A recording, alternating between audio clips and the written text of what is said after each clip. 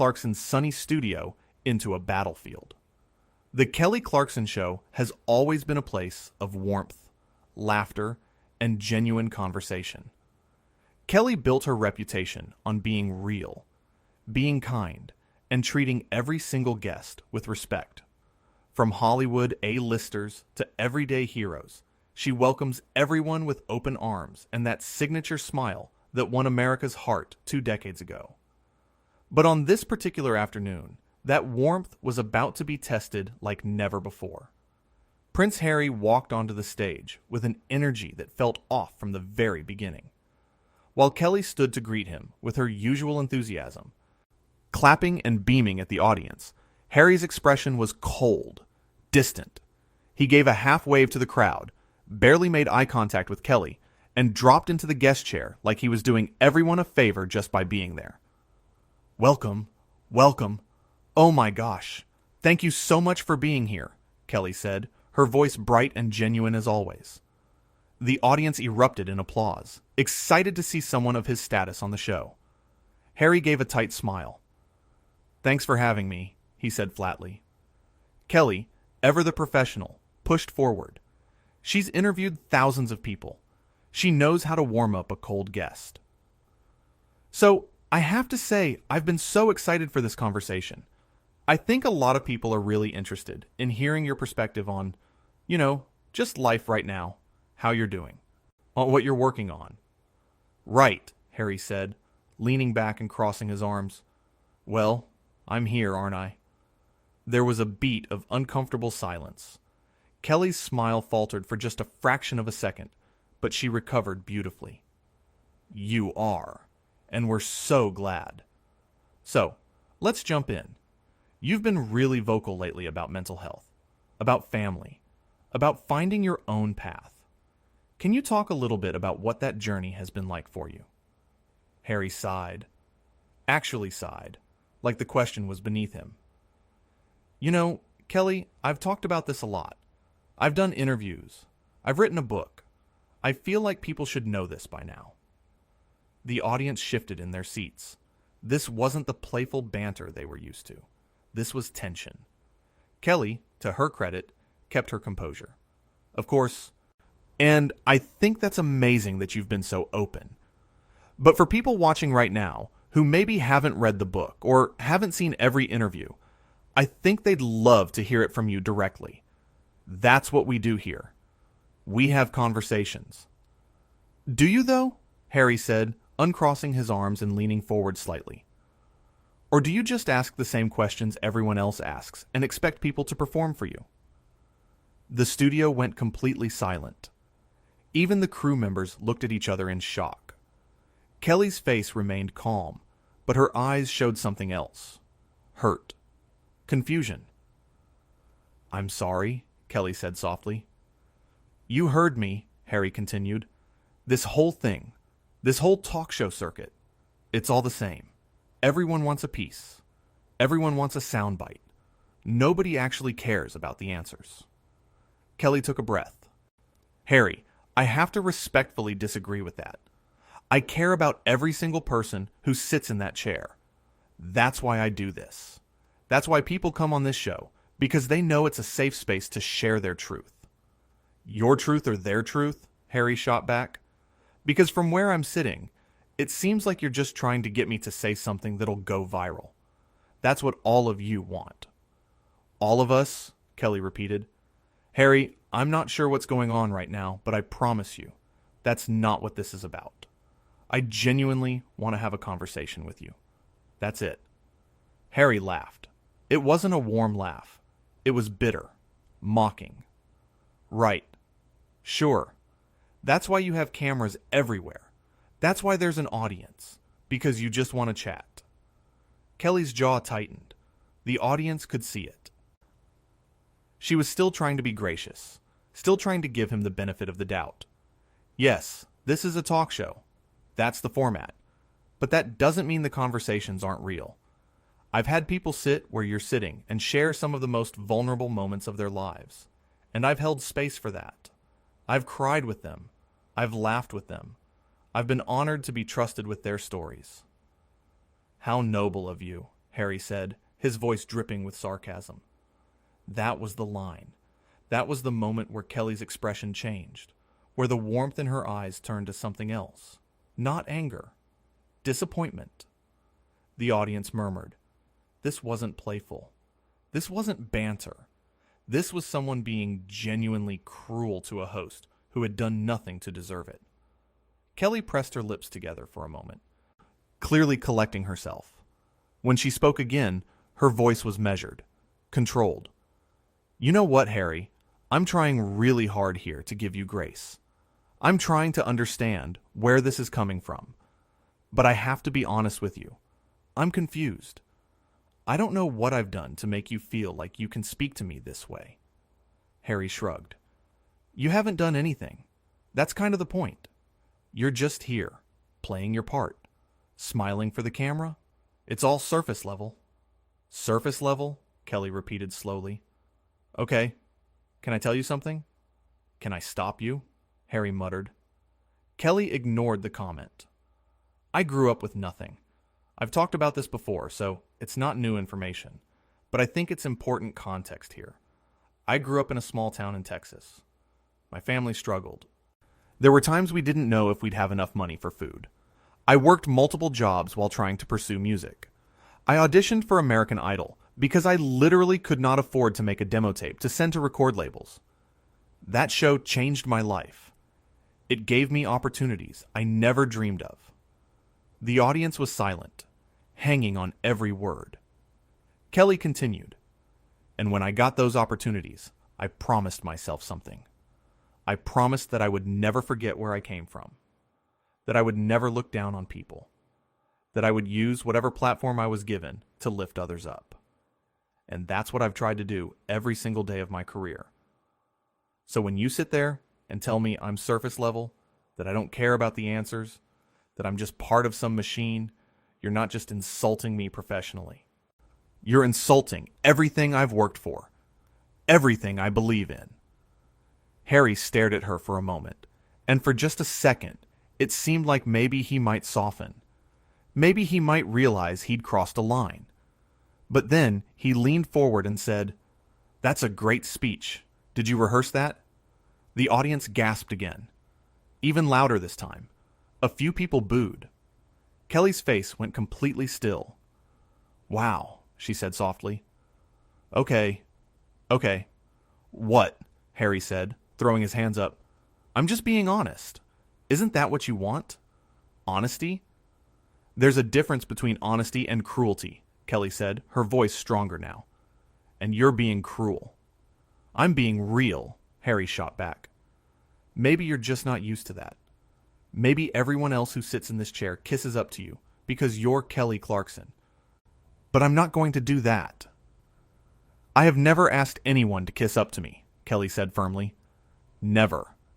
What I ask for is basic human decency. That's it. Just treat me the way you'd want to be treated. Is that really too much to ask?" Harry laughed again, that same bitter laugh. "You want to talk about how people should be treated? That's rich coming from someone in your position." "What does that mean?" Kelly asked. "It means you have power. You have a platform. You have millions of people who watch this show. And you use that power to control the narrative, to decide who looks good and who doesn't, to edit things however you want." Kelly shook her head. "That is not what this show is about. We don't edit conversations to make people look bad. We don't manipulate anything. We have real conversations with real people, and we air them honestly." "Sure you do," Harry said mockingly. "We do," Kelly insisted. "Harry, I don't know what you think happens here, but this is a talk show. We book guests, we prepare thoughtful questions, we have conversations, and we share those conversations with our audience. That's it. There's no conspiracy. There's no manipulation. There's just conversation." "Then why does everyone who comes on here look so perfect?" Harry challenged. "Why is everyone so happy and grateful and positive? Because that's what you want. That's what sells."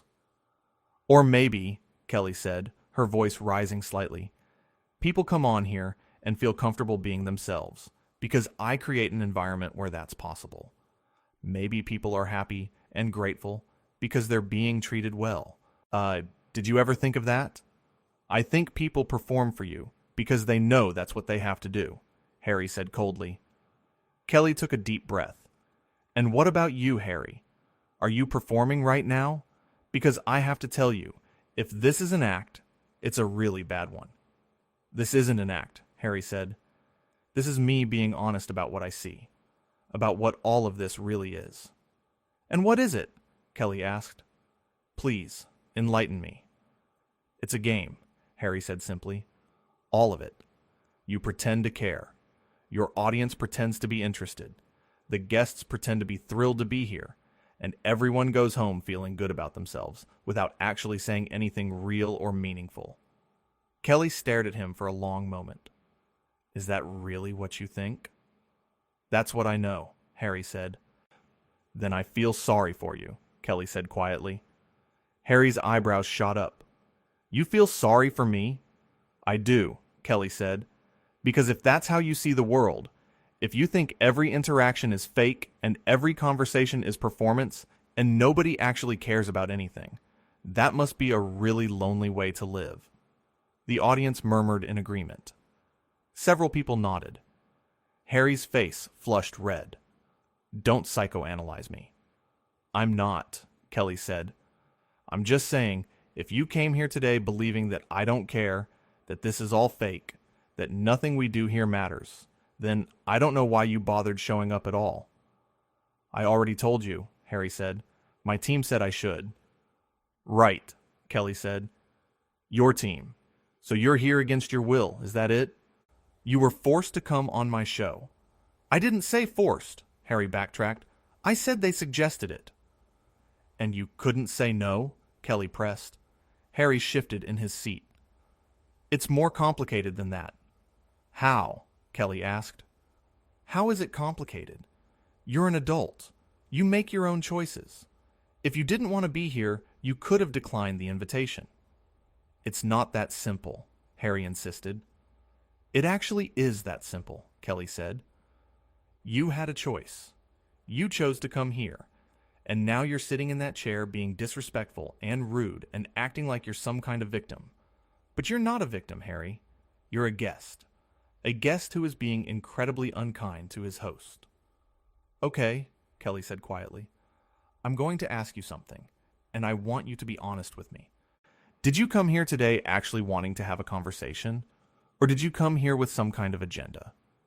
Harry leaned back again, that same smug expression on his face. Maybe I came here to show people what this really is. What all of this really is. You sit there with your relatable act. Your I'm just like you persona. But you're not. You're part of the machine. You're part of the problem. The audience gasped. Actual, audible gasps. Kelly shook her head slowly. You don't know me. You don't know anything about me, or what I've been through, or how hard I've worked to create something that lifts people up instead of tearing them down. Please, Harry scoffed. You sing songs and interview celebrities. Don't act like you're changing the world. And what are you doing? Kelly asked, her voice rising slightly for the first time. You came on my show. You accepted the invitation. And now you're sitting here insulting me. Insulting what I do. Insulting my audience. For what? To make yourself feel better? To prove some kind of point? I'm here because my team said I should be, Harry said coldly. I'm here because apparently it's good for my image to do shows like this. But honestly, I don't see the point. Kelly stood up. She actually stood up from her chair, and the audience went completely still. Then why are you still sitting there? Harry blinked. Excuse me? If you don't see the point, if you think this is all fake and meaningless, and I'm just part of some machine, then why are you still sitting in that chair? Kelly's voice was steady now, strong. I have never in my entire career asked a guest to leave. Never. But I'm also not going to sit here and let you disrespect me, my team, and everyone in this room who came here excited to see you. Harry's face changed. For the first time since he walked out, he looked caught off guard. "You can't be serious." "I am absolutely serious," Kelly said. "I invited you here with nothing but good intentions. I wanted to give you a platform to share whatever you wanted to share. But instead, you've spent the last several minutes trying to belittle me and what I do, and I won't stand for it." "Do you have any idea who I am?" Harry said, his voice rising. "Yes," Kelly said simply. "And do you have any idea where you are? This is my show. This is my house. And in my house, we treat each other with respect. If you can't do that, then I'm going to have to ask you to leave." The tension in the room was suffocating. Every single person in that studio was holding their breath, waiting to see what would happen next. Harry stood up abruptly, his face red. "This is ridiculous. You're being ridiculous." "I'm being ridiculous?" Kelly said, and for the first time, there was real fire in her voice. "You came on my show and insulted me to my face. You insulted my career. You insulted my intentions. And now, you're calling me ridiculous because I'm standing up for myself?" "I didn't come here to be lectured," Harry snapped. "And I didn't invite you here to be disrespected," Kelly fired back. "But here we are." Harry looked around the studio, as if expecting someone to come to his defense. The crew stood frozen. The audience sat in stunned silence. No one moved. "You know what?" Harry said, his voice tight. "I don't need this. I don't need you." "Then go," Kelly said quietly. "Nobody's stopping you." For a moment, it looked like Harry might say something else. His mouth opened, then closed. He stared at Kelly like he couldn't believe what was happening. Like he couldn't believe someone was actually standing up to him. "Fine," he finally said. "This show is beneath me anyway." And that was it. That was the final straw. Kelly's face hardened. "Security, please escort our guest out." The audience erupted. Some people cheered. Some people gasped. Everyone was in complete shock. Harry's eyes went wide. "You can't do this." "I absolutely can," Kelly said. "And I am. This is my show, and I decide who gets to be here. And you, right now, sir, need to leave." 2 security guards appeared from the wings. They didn't touch Harry, but they positioned themselves on either side of him, making it very clear what was about to happen. "This is insane," Harry said, looking between the guards and Kelly. "You're making a huge mistake." "The only mistake I made was thinking you'd come here in good faith," Kelly said. Her voice wasn't angry anymore. It was sad. Tired. "I really did want to have a genuine conversation with you. I really did think we could connect. But you made it very clear that's not why you're here." Harry turned to the audience, as if appealing to them. "You're all seeing this, right? You're seeing how she's treating me?" But the audience wasn't on his side. They sat there, arms crossed, faces stern. A few people even shook their heads. Kelly walked over to her chair and sat back down, smoothing out her dress. "Gentlemen, please." The security guards gestured toward the exit. Harry looked between them and Kelly one more time, his face a mixture of rage and disbelief. "You'll regret this," he said. Kelly looked him straight in the eye. "I really don't think I will." Harry opened his mouth, then closed it again. There was nothing left to say. He turned sharply and walked toward the exit, the security guards following close behind. His footsteps echoed in the silent studio as he made his way off the stage, through the wings, and out of sight. The second he was gone, the audience exploded. Cheering, clapping, some people even standing up. Kelly sat in her chair, her hands folded in her lap, and took a deep breath. She looked directly at the camera. "We're going to take a quick break," she said, her voice calm but shaky. "When we come back, we'll figure out what to do with the rest of the show." The camera cut, but the audience kept clapping. Someone in the front row shouted, "We love you, Kelly," and others joined in. Kelly smiled, a real smile this time, and wiped at her eyes quickly. "Thank you," she said softly. Thank you. Backstage, the producers were scrambling. An interview had never ended like this. Ever. No one knew what to do, how to proceed, what to say.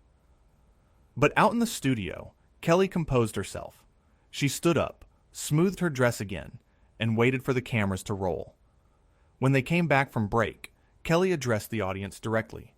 "Well," she said with a little laugh, "that was unexpected." The audience laughed with her, a release of all that tension. "I want to say something," Kelly continued. "I never want to embarrass anyone. I never want to make someone feel bad. But I also think it's really important to stand up for yourself, to know your worth, and to not let anyone, I don't care who they are, treat you like you're less than." The audience erupted in applause again. "I work really, really hard to make this show a place where people feel safe, where they feel heard, and I will always protect that," Kelly said, her voice strong.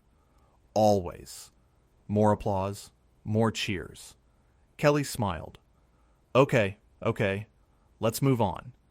We have an amazing guest coming up next, who I know is going to bring way better energy than what we just experienced." The audience laughed again, and just like that, Kelly Clarkson did what she does best. She moved forward. She stayed positive. She kept going. But in those few minutes, something important had happened. Kelly had shown the world that kindness doesn't mean being a doormat, that being warm and welcoming doesn't mean accepting disrespect. She had drawn a line, and she had stood by it. Harry's outburst, his insults, his entitlement, it all backfired spectacularly. He walked into that studio thinking he could say whatever he wanted, treat Kelly however he wanted, and face no consequences. But he was wrong. Kelly Clarkson, the girl from Texas who won a singing competition and built an empire on authenticity and heart, reminded everyone watching that she didn't get where she is by letting people walk all over her. The rest of the show went off without a hitch. Kelly interviewed her next guest with all the warmth and enthusiasm she's known for. She laughed. She connected. Because that's who Kelly Clarkson is. She's a professional. She's a class act. And she knows that sometimes the most powerful thing you can do is stand your ground and refuse to accept anything less than respect. Harry learned a valuable lesson that day. That fame doesn't give you the right to treat people poorly. That sitting across from someone like Kelly Clarkson is a privilege. He walked into that studio with an attitude, and he walked out escorted by security. And in between, Kelly Clarkson showed the world exactly why she's not just a star. She's a force. What started as a routine interview turned into one of the most dramatic moments in talk show history. Not because of some planned stunt, but because one person decided to disrespect the wrong host.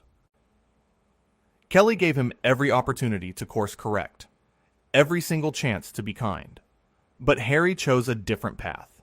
And when he did, Kelly made a choice too. To stand up. To speak out. And in doing so, she reminded all of us what real strength looks like. It's not about being loud. It's about knowing your value and refusing to let anyone diminish it. The studio audience witnessed something remarkable. They watched a woman refuse to be diminished. They watched Kelly Clarkson look royalty in the eye and say, "Not in my house." And they cheered. Because deep down, everyone knows what it feels like to be disrespected.